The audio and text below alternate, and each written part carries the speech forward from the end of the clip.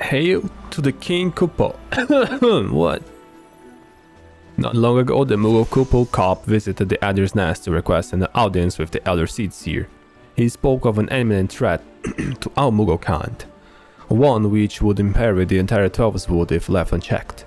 You prove an able ambassador with the Sylphs, and we would have you to reprise the role of our dealings with the Mughals.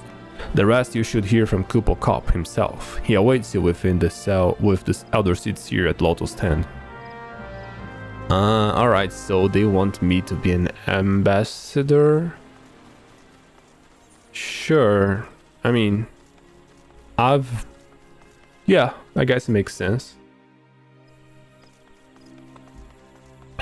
I am also one of the few that can see Mughals, so I guess the Warrior of Light is just a title that ensures that we are somewhat neutral to most matters, so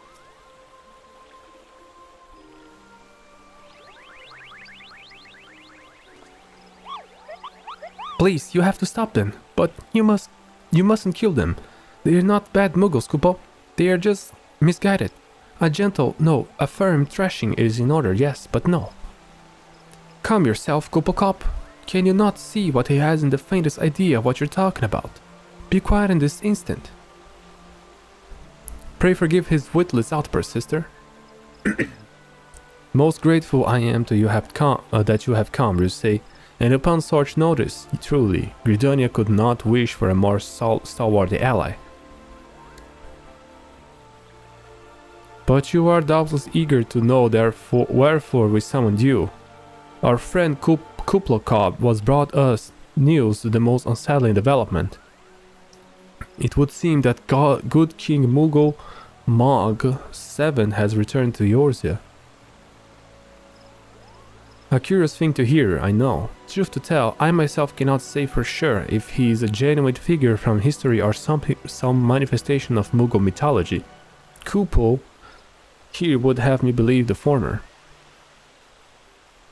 Once upon a time, we Mughals served the gods in the heavens. It was quite nice up there, unspeakably beautiful, unimaginably spacious, and with a literally endless supply of wine, Kupo. In spite of this, or possibly because of last part, the gods eventually became discontented and started squabbling, which made life jolly difficult for the poor Mughals. So good King Mughal VII, may his glorious name live forever, decreed that the time had come to leave Kupo. The realm of men would suffice, he said, so all the Mughals should live there instead. Unfortunately, the two realms are so far apart that we couldn't safely fly down. But good King Mughal VII, good Mughal Mog 7, may his miraculous foresight ever be praised, knew exactly what to do, Kupo. He had a rope, you see, the longest one ever woven.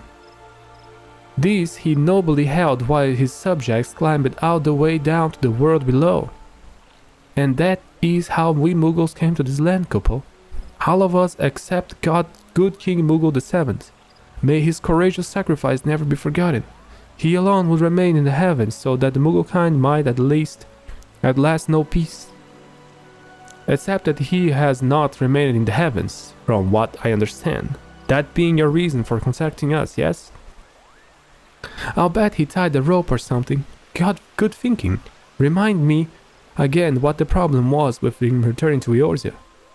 The problem, Ida, lies in the fact that he was summoned.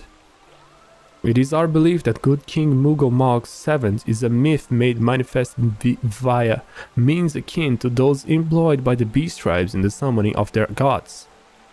Wait, you're saying a handful of Mughals with a boatload of crystals wished really hard that he just sort of appeared? Would that even work? What I cannot fathom is where they would have even tried. Why they would even try? With Garuda humbled and the ultimate weapon destroyed, what new threat could have prompted them to take so drastic a measure? Might that not in itself be an answer? Twice in the last half-decade Eorzea has been brought onto the very brink of destruction, only to be spared at the last only to be spared at the last by the heroics of chosen few. To you who braved those tempests and survived by virtue of your own strength, these latest periods of peace will doubtless seem and welcome something. But those who had not the power to defend themselves, who were spared only by another's grace, this is merely the calm before the storm. I think the Mughals' guard are afraid of what tomorrow will bring, and that things may not end so well as they did yesterday. That fear has driven them to call upon the greater power. Won't they believe they can be relied upon to protect their loved ones and their homes, come that may?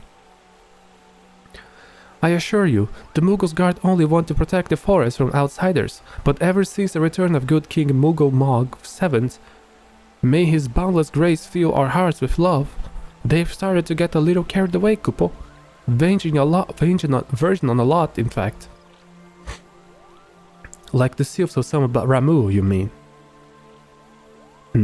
We cannot discount the possibility that this entity is influencing the Mughals in a manner similar to that of a primal.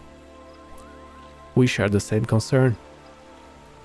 Whoever or whatever the king may be, it is our belief that he poses a threat not only to Mughal-kind but to Gridania as a whole. Thus do we beseech you, you say, confront good King Mughal Mog VII and drive him from our midst. Okay. I humbly do thank you. The sanctuary of the Mughals' guard and their liege lord is concealed by magical wards. Brother Eisumian of the Conjurers Guild will doubtless be able to offer insight on how they might be dispelled. Pray seek his counsel ere you proceed any further. I love talking to Eisumian. I think that dude has style. Where? Here. Yo, Yan. I'm here. Welcome, you say. Welcome. That you should be the one to face good King Mughal VII is of great comfort. To me and to the elementals both. As I am sure you know, the Mughals are not by their nature a warlike race. Yet should the king be suffered to remain, it is like that his influence will bring about the change in them. Does it behove does it behove to us to defeat him quickly, before any lasting damage is done? Make whatever preparations you deem necessary and inform me when you are ready to seek the king.